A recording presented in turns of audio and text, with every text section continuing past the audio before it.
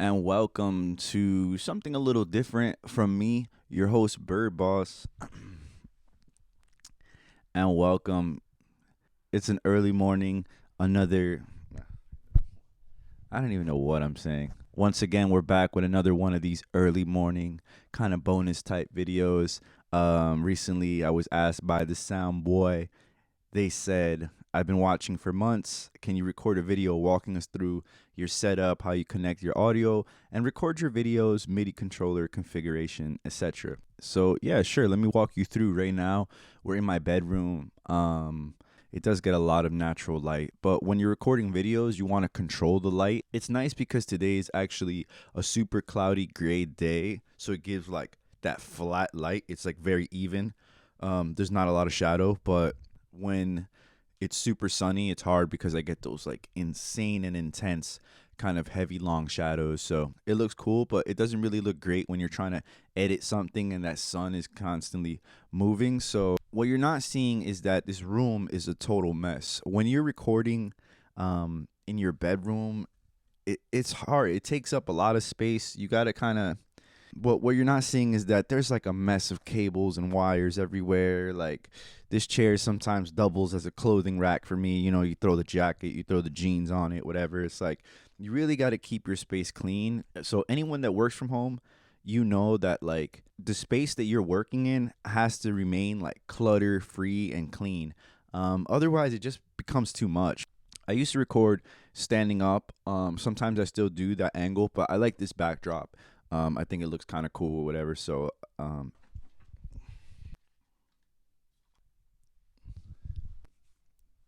definitely still have bedhead. So I recorded from this angle a few times. This is my setup right now. It's changed several times over the last couple years, but right now I just wanted to focus more on just having Koala be up front and center. Starting from the left, we have the Newmark PTO1. The record player. Right in the middle, the Launchpad. Is this the Launchpad X? I think this is the X. And then here is the iPad. So I wanted to, previously this was like a DJ setup. I had two turntables here, the mixer, the SP, and then all up here was vinyl. But it was feeling a little cluttered, and I tried to record a DJ mix. I recorded it 3 different times, light editing, colored it, promoted it a little bit, and just YouTube took it down over some copyright type stuff. And that kind of just turned me off from it. That whole experience kind of just soured me on the idea of doing like vinyl DJ mixes, at least for YouTube. It is something I want to explore again, like a little bit later down the line. But I don't know, like I'm not trying to have my channel taken down over like a DJ mix, unfortunately. So let's get into how all of this is connected. So the heart and soul of the whole operation is the iPad, right? So that is the DAW, that's where it's everything, right? Connected to that is this dongle from, I don't even know what company this is, VAVA, whatever, but it's just like a standard USB-C multi out type of thing. So you can plug in USB devices, you can plug in HDMI devices, the SD card, which is what I have to pull from the camera. You can do just everything, like whatever you want to connect to the iPad, it goes in through that little dongle, right? For the audio, we have it attached to a Focusrite 212. I've had this for well over 10 years, maybe 15 years. It's a hand-me-down, and it's very touchy. But with that said, it still works great. So that's just standard, regular, like USB. So here, real simple, I just have my interface. It's just chilling right here. Out of the back of it, it's like this gray USB cord, and then that USB cord is going right into the dongle. Here's the dongle that's attached to the iPad. It's got a gray USB cord, and that USB cord is running into the back of this. So when I want to hear music, I just take my headphones and I plug it in right there. And it goes into the headphone adapter here. Okay, so on channel 1 right here, this is my microphone. So this is how you're hearing me talk. You're seeing it's like activating there with the green light. So you're hearing my microphone. On channel 2 is the record player, but let's stick to the microphone for now. So in my videos, you have the two main elements are the audio of the beats and the audio of my vocals as I'm talking and narrating the whole thing. If you didn't know, if you're just getting started, you're taking an XLR cable, you're plugging it into channel 1 of the interface, and then you're putting in the bottom into the microphone. So, okay, now we're plugged in. Let's record. All right, so here I am in AUM, and this thing is a beast, and I could probably talk about it for like 2 hours straight. But basically, this is where I'm recording my vocals and the audio. It's like a mixer, you know, like it's like even like a multi-track recorder. It's like where you can record, you know, if you need to record multiple sources like I do, because I need at least one source for my microphone and one source for my beats, this is what you should use, or this is what I'm using. So I'm going to kind of show you how I even go through this. So here you hit plus, you hit audio, you hit the plus again up top, go to hardware input, and here's my device, the Scarlett 2i2. And what I would do is, I'm not going to hit it now because I don't know how it's going to mess up like this recording. But what I do is I would hit USB L because it's the left channel. And like I showed you before, it's like, you know, the input is on the left side. So that's what I would hit. But anyway, so here I am on the first channel. It says headset L. So it's recording whatever's coming out through that first input. And yeah, here's like the green dot. My vocals sound good. Everything's good. Now, if I wanted to sample vinyl, my record player is hooked up into the right channel of the Scarlett 2i2 or the audio interface. Your interface might be different. It might look something like this, or it might look completely different to what I have. But the important thing is that it has an input, and you want to direct all your software to that input. You know what I'm saying? In Koala, you go to the shelf, go to settings, audio, input source, USB only, because this is a USB audio interface. And what do you want to record? Right now it's set on L, so Koala is only listening to my microphone, which is also the first input and the left channel. If I go to L plus R, now it's going to listen to this input along with the second channel. That's where the record player is. So the back of the record player has these two cables, right? But the interface doesn't have anywhere to plug these in. You need an adapter, RCA to 1/4 inch adapter. Pop it on to one side, and now you have like a mono signal. Now the interface basically thinks this is like an instrument, a guitar, whatever. It doesn't matter, but this is how you get the audio into it. So back in Koala, you'd go to input source, and you just hit wherever your record player is connected to. If it's in the left input, if it's in the right input, and then you hit OK. Make sure that it's selected as recording from mic, not resample from app. If you hit the headphone button, you can hear the audio before it's coming out to like into Koala. But so that's how you would sample vinyl. So to record like the live audio that's coming out of Koala, what I did is in AUM, I added like a second channel, and I'll do it again here. You hit plus, you go to inner app audio, and then you hit Koala. Now, AUM also can run Koala right in it, right in itself. So this is different than this version of Koala. And in fact, from what I've heard, you can run like 8 different versions of Koala at once and have them all synced up. It sounds crazy. I have to get back to that. But for now, let's keep it simple. So here in the left channel, I have the audio from my microphone. And here I have the audio from Koala. I've armed both of them by hitting R. And now it's recording, and you hit record. So when this is done, it's going to drop 2 files. You hit shelf. You go to files, I believe. And then you go to recordings, and then you'll go to whatever the date is. As an example from my last video, here I have YouTube beat 6, YouTube vid 6. So one of them is the vocal, one of them is the beats.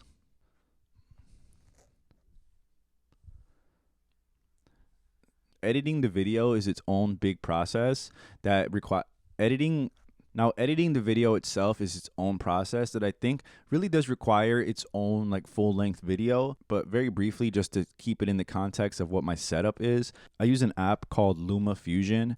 It's great for like on-the-go, quick YouTube sort of content editing. In my setup also, along with the iPad Air 4, I also have the Magic Keyboard and the pencil.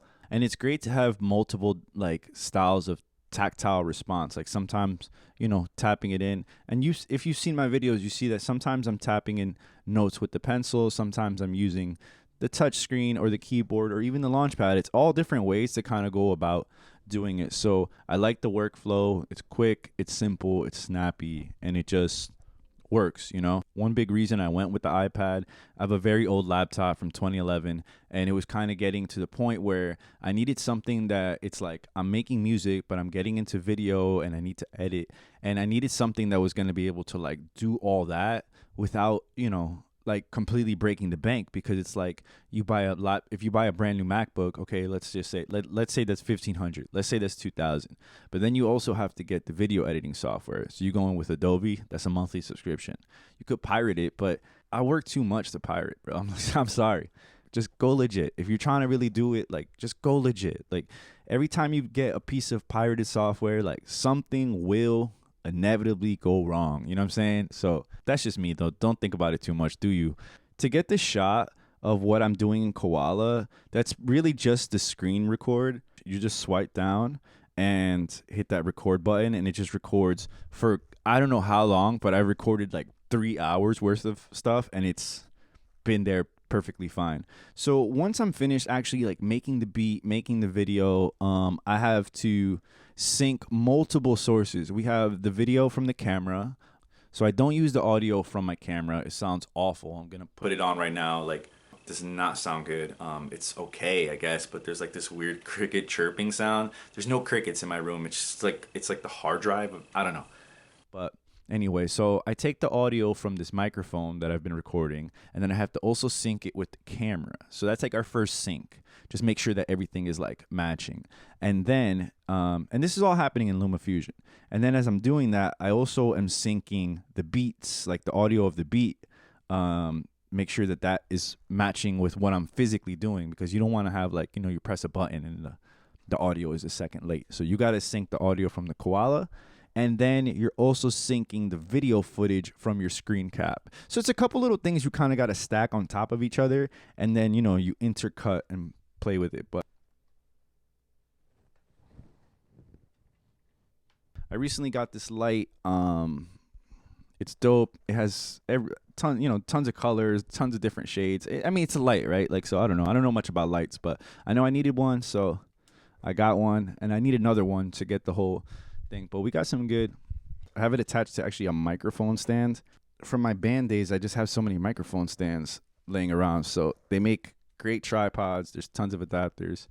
I'll put the light on here real quick, fill it in. So yeah, they're great little lights, man. They do the trick. So I like how versatile the iPad is. I can chill here at the desk like it's a computer, but just pop it right off and go chill on the couch and make a beat, or go chill back in that chair. Before I forget, let me show you the Novation script that I quote unquote wrote, but it's very simple. So this laptop is literally a 2011 MacBook Pro. So there's going to be no screen recording. I know you can do it, but I'm not even going to mess with it. I'm just going to show you via like screen cap. But one of the most annoying things to me is that as much as like a laptop that the iPad can be, sometimes you need like an actual computer for certain little things, and it drives me nuts. And one of them is to do custom things with the Launchpad. But anyway, enough with the complaints. Here I have the USB cable of the Launchpad. Plug it in.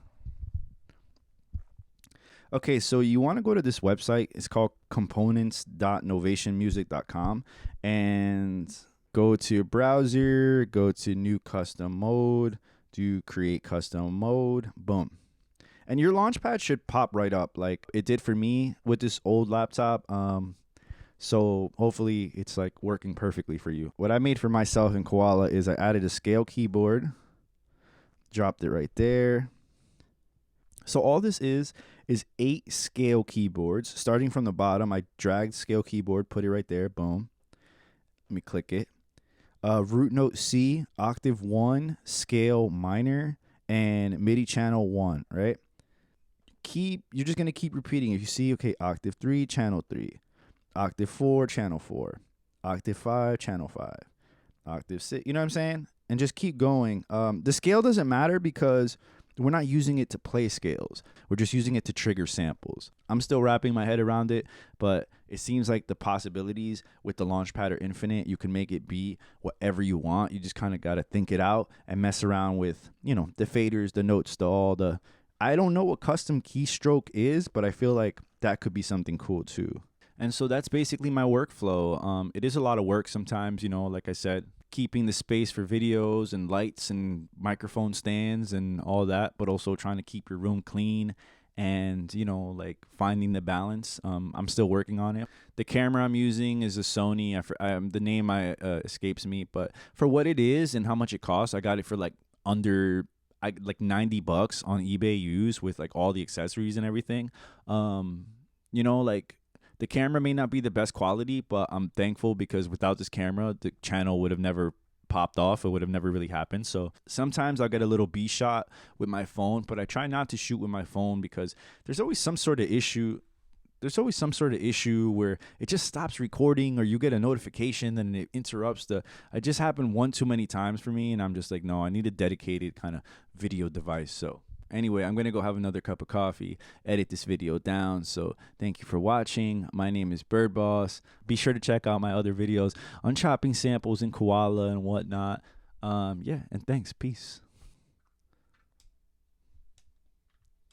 And at the end of the video, you kind of shut down things piece by piece. Like you go here, boom, swipe down, turn off screen record. That's done. Hit pause, stop, hit back, and then hit record. I don't know if that's the exact way that you have to do it, but whatever. Usually, you know what I mean? Get up, stretch, like, oh, man. Now we just go back to cleaning up the room, picking up wires and whatnot, and just kind of continue on with our life, you know? Thanks. BirdBoss. And so by this portion of the video, usually like I'm dropping whatever beat. Let's say it was a video where I made a beat in koala, right? So I just spent the last 15 minutes showing you how I chopped the sample and how I put it all together. So by the time you get to this screen, it's usually the finished beat.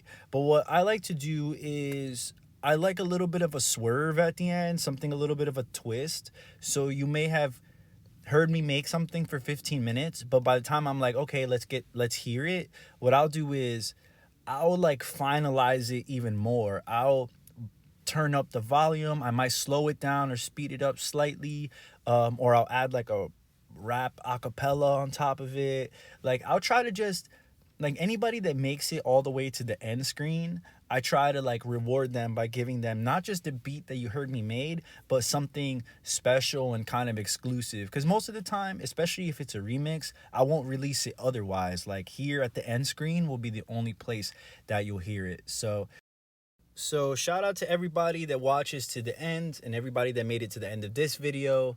Once again, obviously, my name is BirdBoss right there on the screen, and I'll catch y'all next time.